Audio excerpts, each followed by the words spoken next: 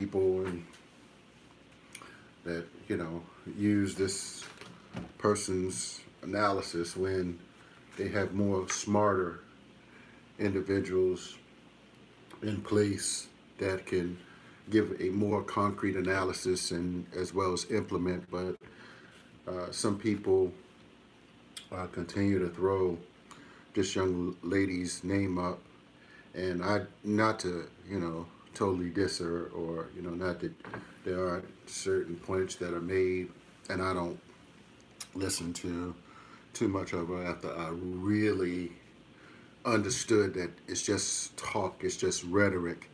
And so I had a conversation with a Negro professor who considers himself progressive, and I was speaking about poverty and how poverty can be minimized, reduced, you know, and eventually eliminated. Now, there are many different faucets to for individuals to overcome poverty, but overall, I believe that individuals certainly can consciously choose and can consciously redirect their time, their energy, their network, and their attitude to become more viable in society. Now, this may take time, it may take work, but it certainly can be done. But what we cannot afford to do is allow for Miss Carnell, who has some questionable theories. And let me just get into it. Um, so, for those who may not know Carnell, she's an internet person, YouTube for the most part. And her idea, she's very, some people would refer to her as fatalistic and pessimistic.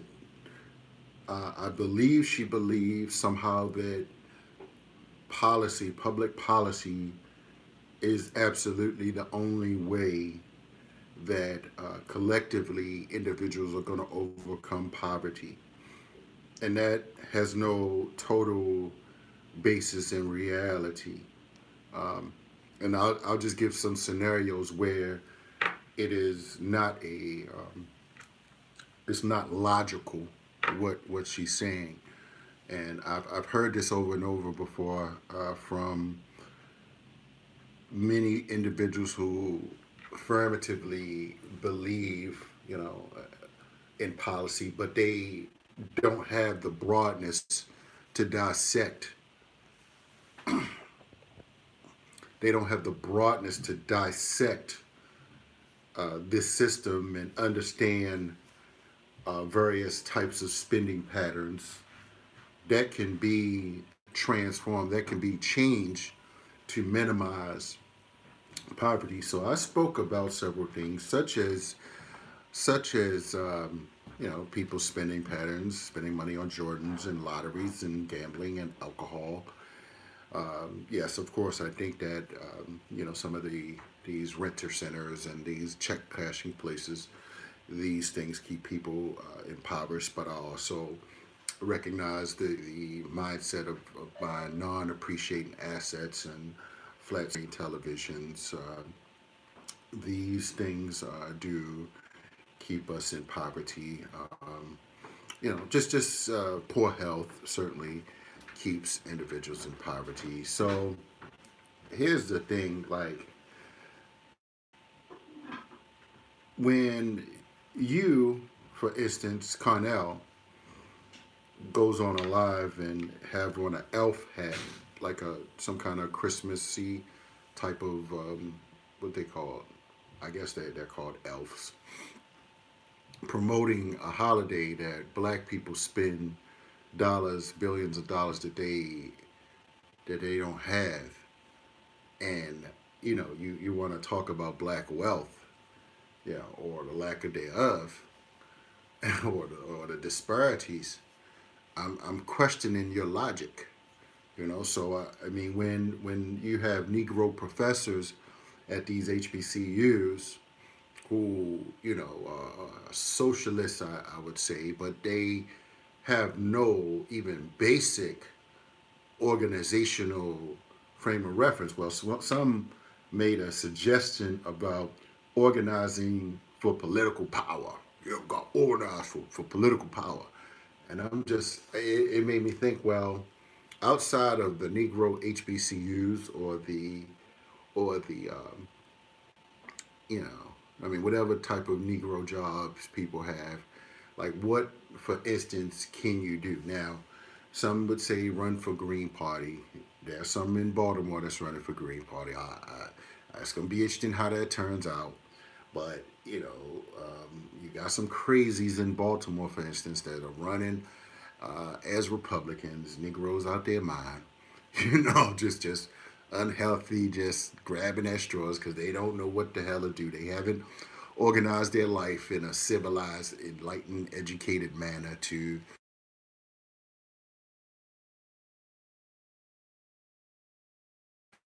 wanting to be seen, being on radio, talking loud and crazy. Many of these people are unhealthy. They don't have a holistic lifestyle, so they're not going to be around long to propagate miseducation and ignorance. But when you can't even, if I bring these things up in an intellectual type of forum, debate, and you can't even, and I mentioned how, for instance, Kobe Bryant or, spent $2 million on a blood diamond, or if I mention, how Negroes, I heard a story about a Negro, who was a postal worker. He got some car rims on a postal van, spent dollars. And I've heard stories of Negroes that don't have a real education. Actually, let me just say, an ex-girlfriend of mine, her brother-in-law, outlaw in-law, this Negro, he used to fix up cars, and he only had like a high school diploma, two children. And, Negro, you talking about car rims, and you got car rims on your car, no education, you got two children, unhealthy, and you're talking about car rims. What's wrong with you? So, I don't, some people, are so emotional about these issues, and they can't like rationalize and reason. And I know this one crazy one that's a security guard. I mean, you got all this knowledge, and you working at a security guard at a supermarket that you're stopping black people from stealing, stopping poor black people from stealing, but you want to be an advocate for black people in Baltimore. I don't know where they do that at. You 5-0. So, with that being said, I looked at all these different things that inappropriate behavior in terms of, not just building, if you want to call it wealth, but I'd say more income, good health, so you can live a long life, putting healthy things into your body. You need money to do these things. Ain't nobody giving it to you. Uh, you're not going to get a government stipend for that. So, just stop, playing with that. But what I also want to mention, about Carnell, for instance, I just don't know, like,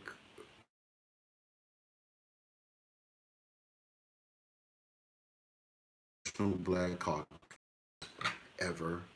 And I just think, I mean, and I'm wondering what kind of people are listening to you, because you can't like keep talking and pretending that you have some unique analysis or solution, but then you don't show up where it counts. Like, for instance, the CBC.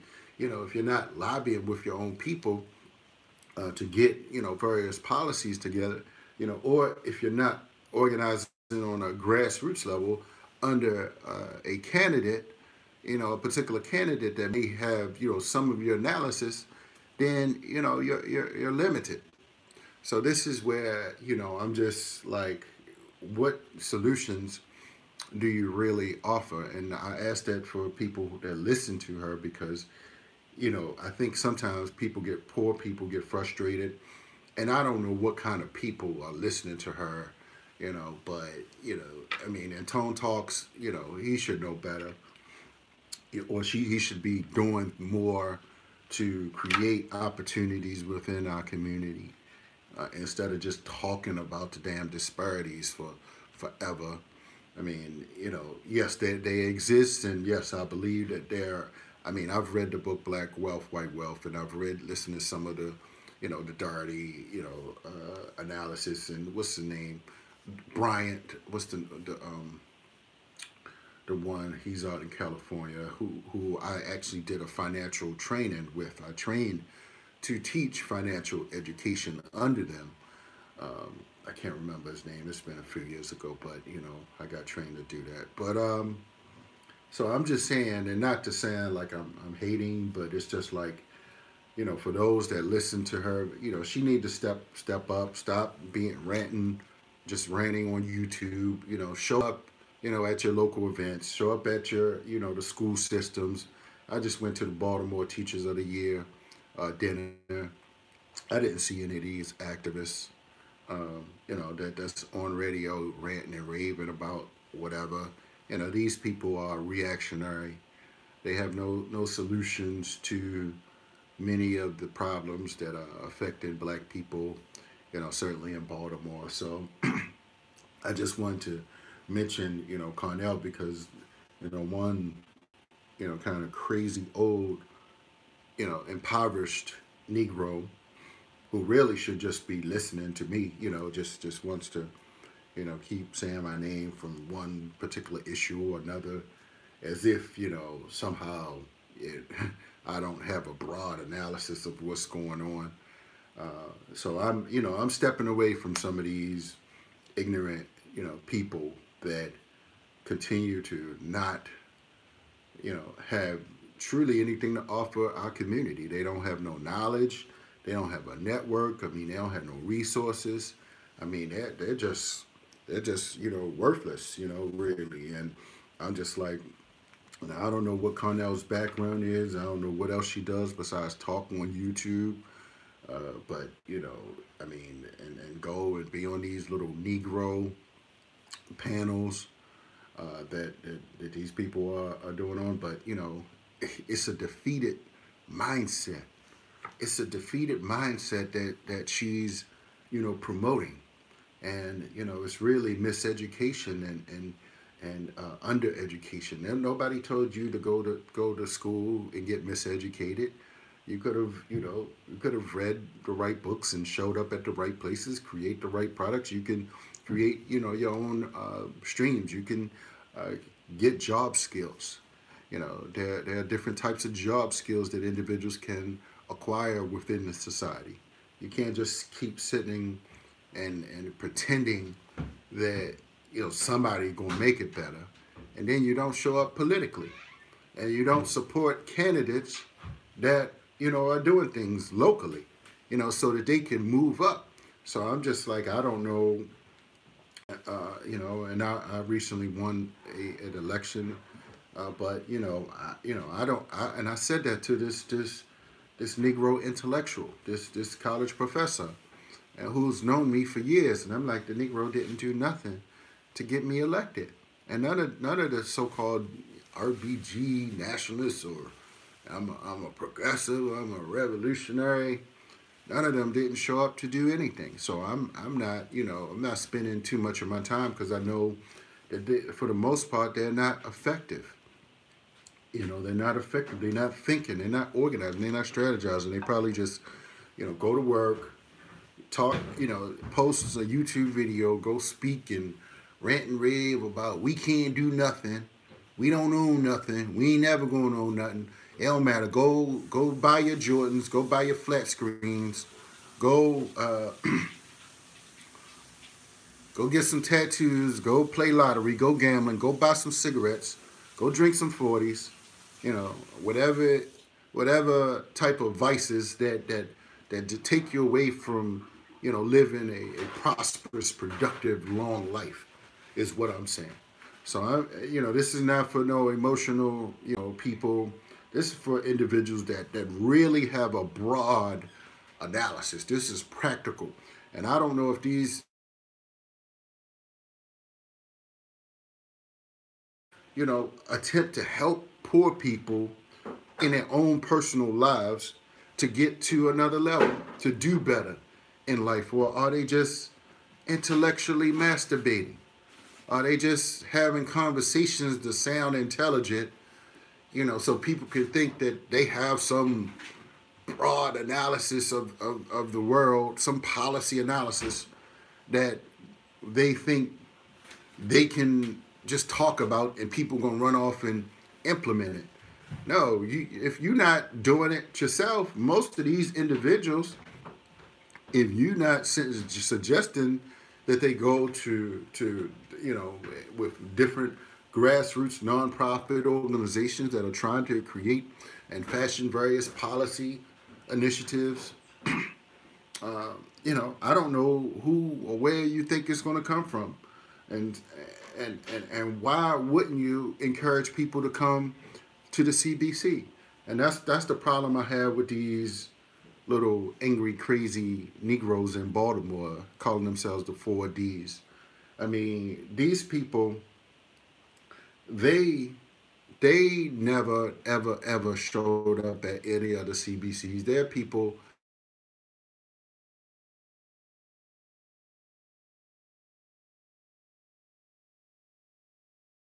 little childhood, little hood neighborhood small minded games. They playing, you know, I'm gonna look at what this council person is doing, and they haven't grown anywhere, and they can't bring the people up any way because they don't have ideas and they don't have a network of intelligent people to draw from. So again, when you have mental midgets in Baltimore, and and they post things from Yvette Carnell, I just don't believe that they have any tangible solutions. They should be looking partially at the work of Dr. Anderson. And then there's some entrepreneurial individuals that we need to look at, but they don't talk about that, man. They so one dimensional, and that's why I'm like they're becoming useless. They're absolutely becoming useless for any intelligent, healthy, progressive thinking people to pay attention to. So I'm saying if they don't change, and grow and read some real books, which honestly I don't think that they're too old to grow. They have said that they're going to be poor forever. They have a deep rooted poverty consciousness, and they don't want to. They're not going to change it. Nothing's going to change it. So they just sit up there and yell and talk about other issues, because they not moving themselves forward, and they can't move you forward. They can't move us forward. And so I'm saying eventually these 4Ds, they gonna have to be eliminated. Intellectually, their growth, their solutions. They don't read, any of the right books. I mean, they don't show up at any workshops or conferences. They have a deep rooted poverty Baltimore conscious mentality, like Yvette Carnell. And so I'm saying that, eventually this is, for real leaders, this is for real adults, and not everybody's going to make it. It's going to be tough. It's going to be tough for some of, people to realize that, you know, they, they, they haven't thought that they could overcome deep rooted poverty and live and prosper. Hmm? And so I'm here to tell you, regardless of your background, regardless of where you started out, regardless of who your parents are, what zip code that you come from, I'm saying that your condition can change. Get with some of the right people, the teams and partners, and develop a strong work ethic. Hmm? And develop a wealthy and abundance uh, mindset and a prosperity mindset, and you'll start attracting. You start showing up to events, and eventually people will begin to respect who you are, what you're doing, and where you're going. And so I'm here to just like make it plain that, we need true leaders, and, the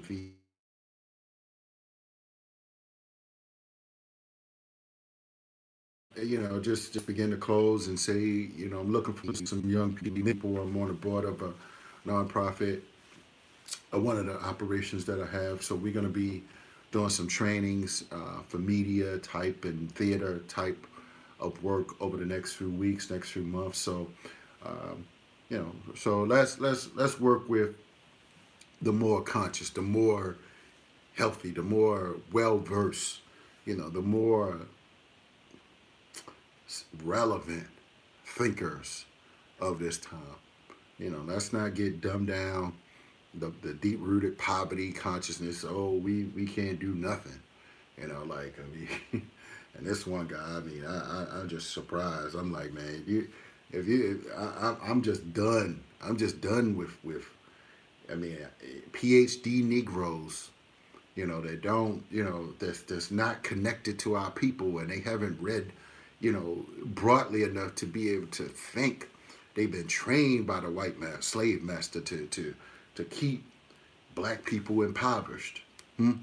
And I'm just, I mean, it's really, I mean, there's a book out, Black Fortunes now, that talk about the black millionaires that overcame slavery. You think of they, and not to suggest that everybody's going to be a millionaire, but do you think that they, listen to Yvette Carnell, that they would have been able to overcome, what they did? Uh, and so I'm just saying, find some more real, true leaders to listen to, not these, deep rooted poverty conscious Negroes, these Negro professors that are trained in these institutions. They're not well rounded, they're not organizers, they're not thinkers. They've been trained academically, one dimensionally. They haven't had the right books that, would free uh, those who come from a poverty consciousness. Uh, they have not, interacted with individuals who have overcome these things. So I'm saying it's time for new leaders. Let's get rid of the mental midgets.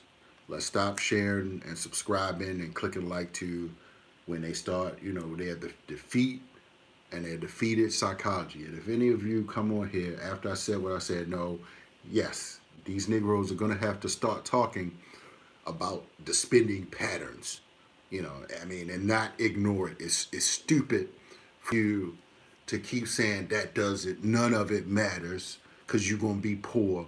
Or here's the thing, they say the wealth disparities are going to, stay the same. It don't matter. It don't matter. Well, some things we can go without. We can go without lottery. We can go without gambling. We can go without cigarettes. We can go without alcohol. And if Yvette Carnell, her, boozing self perhaps, don't teach that, something that Elijah Muhammad taught, years ago, for our community, then, I mean, we gotta get rid of them. There's certain teachers, the Garvey teachings, that made sense. So I'm like, I don't know where these Negroes are coming from with these, ideas that they're now bringing up. So I just gotta, drop that for everybody. So stay connected. Hope you're feeling good today. Hopefully, I'm gonna go get me a good salad and a good smoothie, man. I gotta do some healthy things and live in progress. I'm out. Peace.